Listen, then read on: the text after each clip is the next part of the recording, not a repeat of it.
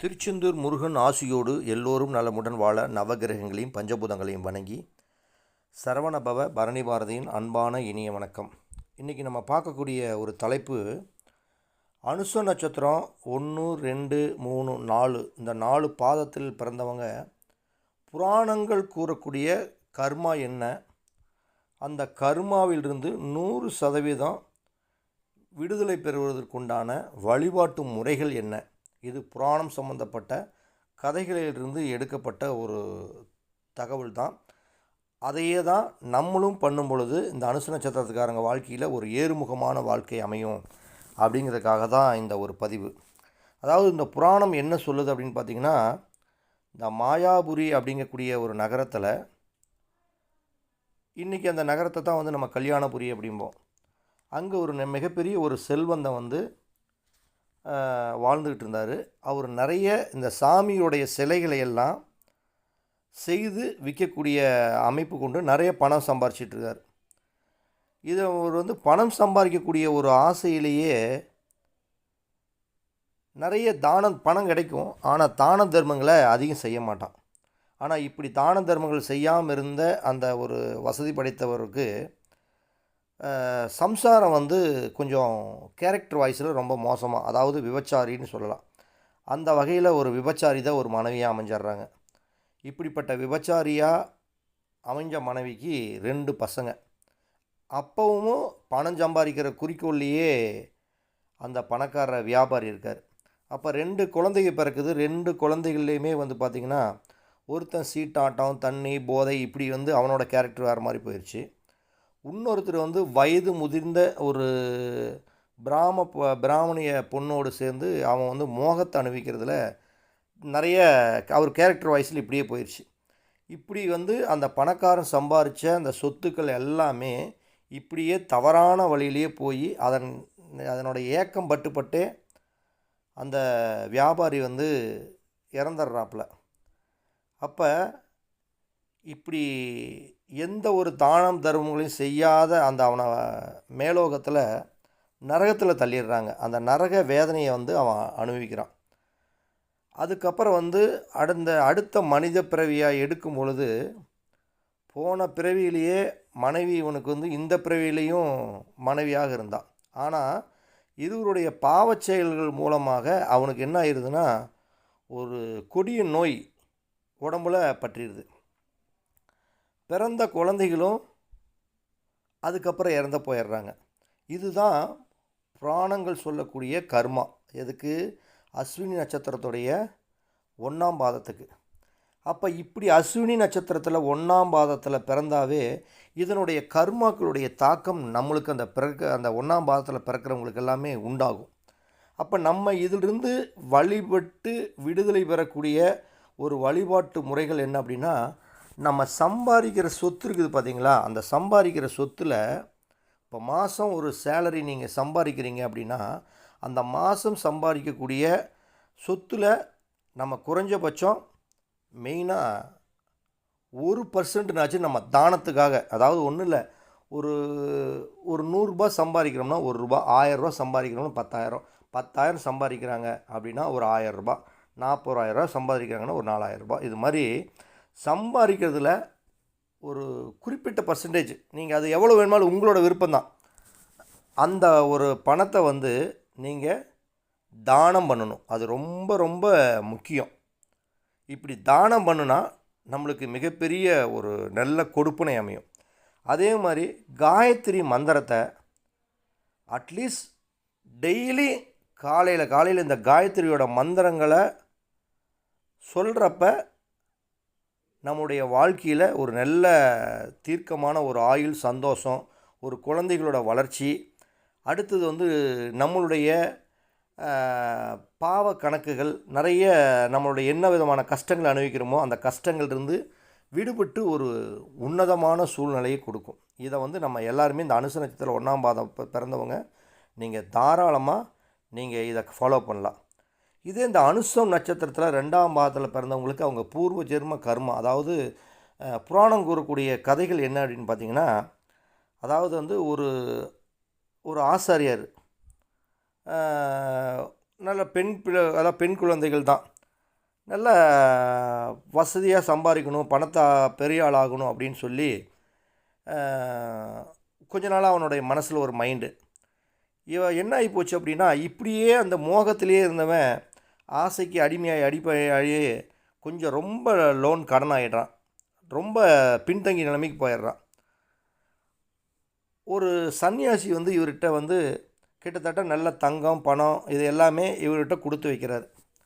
இதை கொடுத்து வச்ச உடனே அவர் அதை வாங்கிக்கிட்டு அந்த சன்னியாசிக்கு வந்து திருப்பி கொடுக்க முடியாமல் இறந்தும் போயிடுறான். அவன் இறந்து போனோடனே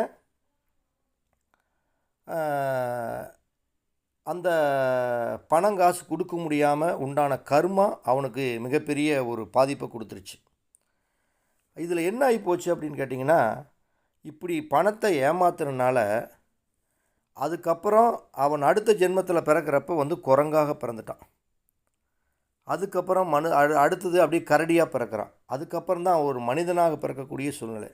அப்போ போன பிறவியிலேயே நீ இப்படி வந்து ஒருத்தர்கிட்ட பணத்தை வாங்கி நீ கொடுக்க முடியாமல் இப்படியெல்லாம் ஏமாற்றிட்டியே அப்படின்னு சொல்லி உனக்கு இந்த புண்ணியத்துலேயும் இந்த பணங்காசு சம்மந்தப்பட்ட விஷயத்தில் இதில் எல்லாம் நீ பாதிப்பு அடையணும். என்ன தான் பணமே இருந்தால் கூட உனக்கு ஒரு நிம்மதியான வாழ்க்கை அமையக்கூடாது அப்படின்ட்டு அந்த இறைவன் வந்து ஒரு வரத்தை மாதிரி கொடுத்துட்றாரு. அதே மாதிரி நீ இப்படி அடுத்தவங்களுடைய பணத்தை ஏமாற்றி பண்ணனால உனக்கு ஒரு குடும்ப வாழ்க்கையும் சரியாக அமையக்கூடாது. குடும்பத்தை நினச்சி, அதாவது வாழ்க்கை துணையை நினச்சி நீ வருத்தப்படணும், வாழ்க்கை துணையோடு சரியாக வாழக்கூடாது அப்படின்னு சொல்லி ஒரு கர்மா வந்து உருவாக்கி கொடுத்துட்டு போயிட்டார். அப்போ இப்படிப்பட்ட அனுச நட்சத்திரத்தில் 2ஆம் பாதத்தில் ஒருத்தர் பிறக்கிறாங்க அப்படின்னா, நீங்கள் உண்மையாலுமே நீங்கள் சம்பாதிக்கக்கூடிய ஒரு பொருளாதாரத்தில் நீங்கள் சம்பாதிக்கிறீங்க அப்படின்னா நிச்சயம் அதை வந்து அடுத்தவங்களுடைய ஒரு நல்ல விஷயங்களுக்கு குறைஞ்சது தான தர்மங்கள் பண்ணணும். அப்படி தான தர்மங்கள் பண்ணும் பொழுது நீங்கள் மிகப்பெரிய ஒரு நல்ல நிலைமைக்கு வர்றதுக்கு உண்டான வாய்ப்புகள் இருக்கும். நீங்கள் சூரிய நமஸ்காரம் ரெகுலராக காலையில் எழுந்திரிச்சோன்னே சூரிய நமஸ்காரம் பண்ணிட்டு தான் நீங்கள் வெளியில் போகணும். இப்படியெல்லாம் வெளியில் போகும் பொழுது உங்களுக்கு மிகப்பெரிய ஒரு ஏற்றம் அப்படிங்கிறது உங்களுக்கு நிச்சயம் இருந்துக்கிட்டே இருக்கும். அதே மாதிரி இந்த அனுச நட்சத்திரத்தில் பிறந்தவங்களுக்கு, அந்த வயதான முதிர்ந்தவங்களுக்கு மாதத்தில் ஒரு முறை அல்லது வருடத்தில் ஒரு முறையாவது நீங்கள் என்ன நட்சத்திரத்தில் பிறந்தீங்க, அனுச நட்சத்திரம்னா அந்த நட்சத்திரத்தில் போய் அவங்களுக்கு அன்னதானம் வழங்குனீங்க அப்படின்னா இந்த கர்மாவுக்கு உண்டான பாதிப்புகள் குறையும் அப்படின்ட்டு இந்த புராண கதைகளில் இருக்குது. இதே அந்த அனுச நட்சத்திரம் 3ஆம் பாதத்தில் பிறந்தவங்களுக்கு, அதாவது அந்த முன் ஜென்மத்தில் தன்னுடைய குலத்தொழில், ஒரு பிராமணன் வாழ்ந்தால் தன்னுடைய குலத்தொழில் அப்படிங்கிற அந்த தொழிலை அவன் நேசிக்காமல் வேறு தொழில் பண்ணிகிட்ருக்கிறான். அதாவது யானை வாங்கி விற்கிறது, குதிரையை வாங்கி விற்கிறது, இது மாதிரி வியாபாரம் செஞ்சிகிட்டு இருந்தான்.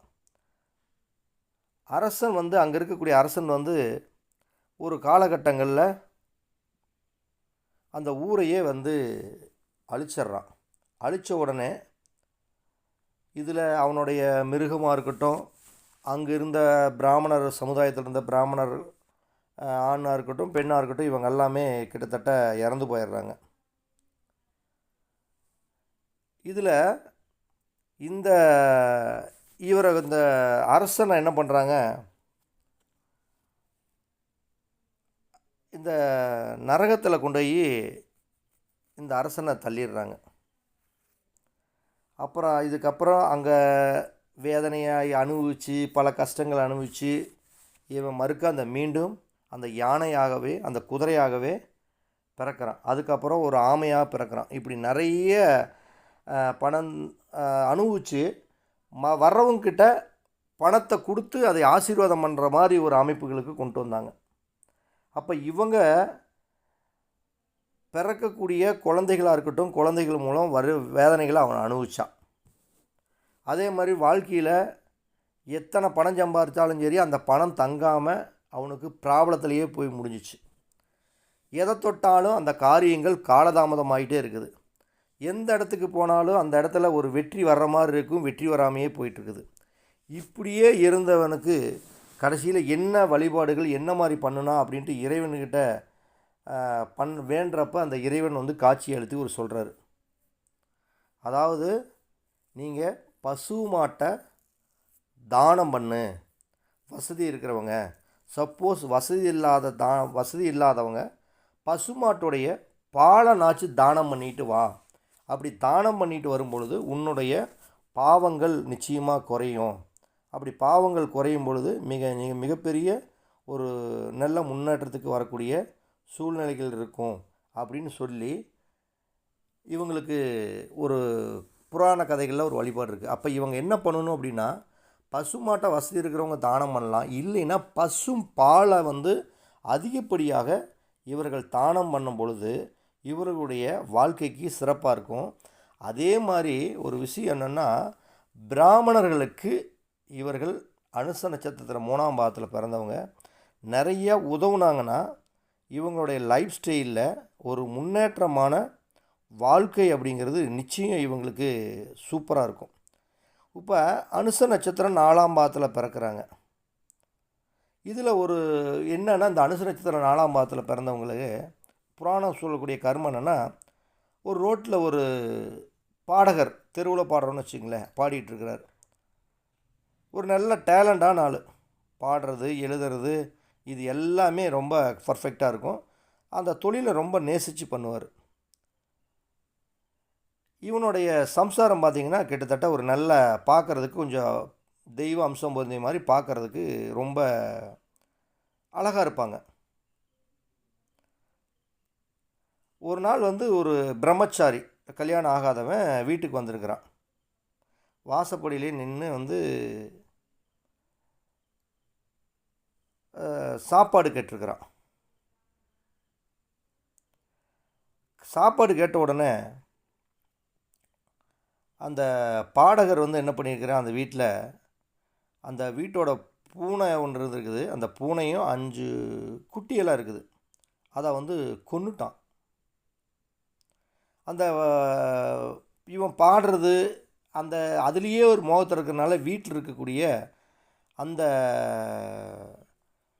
பூனைக்கும் சரியாக பராமரிப்பு பண்ணால அந்த பூனையும் இறந்துருச்சு.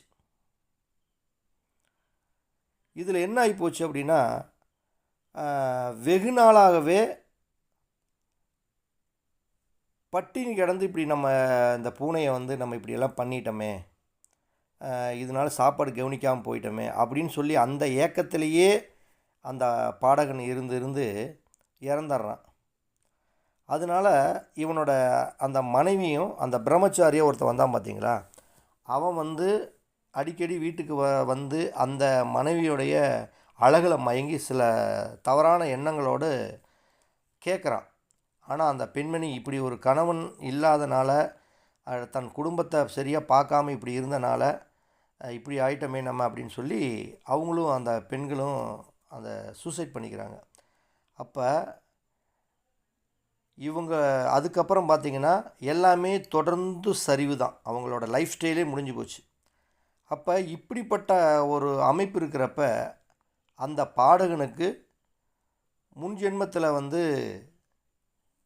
அந்த பண்ணின விஷயத்துக்கெல்லாம் மேலோகத்தில் போய் மிகப்பெரிய கடுமையான தண்டனை, அடுத்தது அடுத்த ஜென்மத்தில் பூனையாகவோ இது மாதிரியெல்லாம் போட்டு அங்கேயும் அலையிற அளவுக்கு அந்த துன்பத்தை கொடுத்தாங்க. இதனால் என்ன ஆகிப்போச்சு, இவங்களுடைய லைஃபே டோட்டலாக காலி.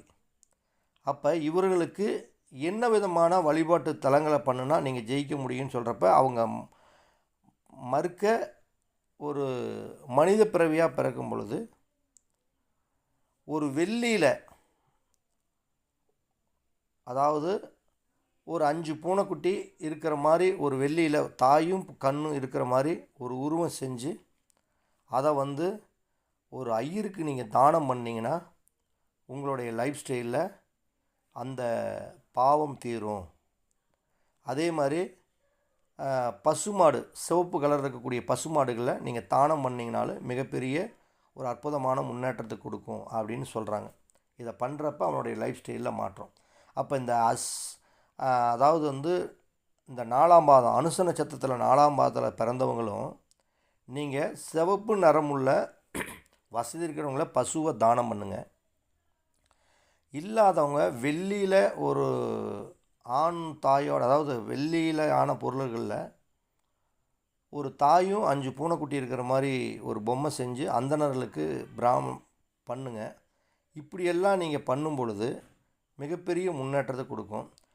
அது இல்லாமல் இந்த அனுச நட்சத்திரத்தில் பிறந்தவங்க ஒரு உயிர் சாப்பாடு போடாமல் அந்த உயிரை இறந்து போச்சு பார்த்தீங்களா?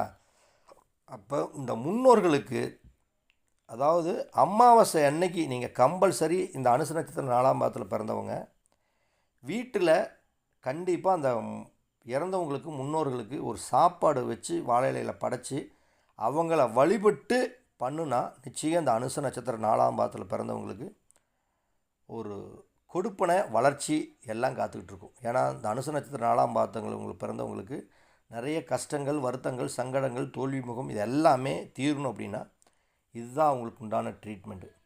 இது நம்ம ஒரு மிகப்பெரிய ஒரு பழைய புராண நூல்களில் அதை கிடைச்சதை எடுத்து படித்து அதை நம்ம வீடியோ எடுக்க முடியாத சூழ்நிலையில் ஒரு ட்ராவல் வர்றப்போ இந்த பதிவுகள் அப்படியே கதையாக உள்வாங்கி அதுக்குண்டான வழிபாடுகளுக்குண்டான அமைப்புகளில் இங்கே சொல்கிறோம்.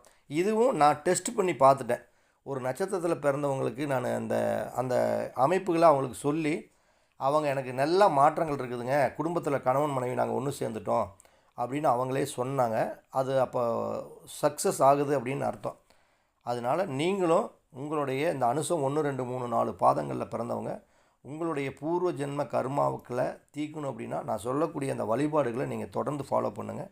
நிச்சயமாக நான் ஒரு பணங்காசெல்லாம் அதுக்கு தேவையில்லை. இது ஏறுமுகமான வாழ்க்கை அமையும் அப்படிங்கிறதுல எந்த மாற்றமும் இல்லை. நான் அடுத்தது கேட்ட நட்சத்திரம் 1, 2, 3, 4 பாதம் இவங்களுடைய பூர்வ கர்மாவும், அடுத்தது இவங்களுக்கு என்ன விடுதலை செய்யக்கூடிய வழிபாடுகள் என்ன அப்படிங்கிறதையும் நம்ம அடுத்த பதிவில் பார்க்கலாம். தொடர்ந்து பயணிகள். அனைவருக்கும் வணக்கம், அனைவருக்கும் வாழ்த்துக்கள்.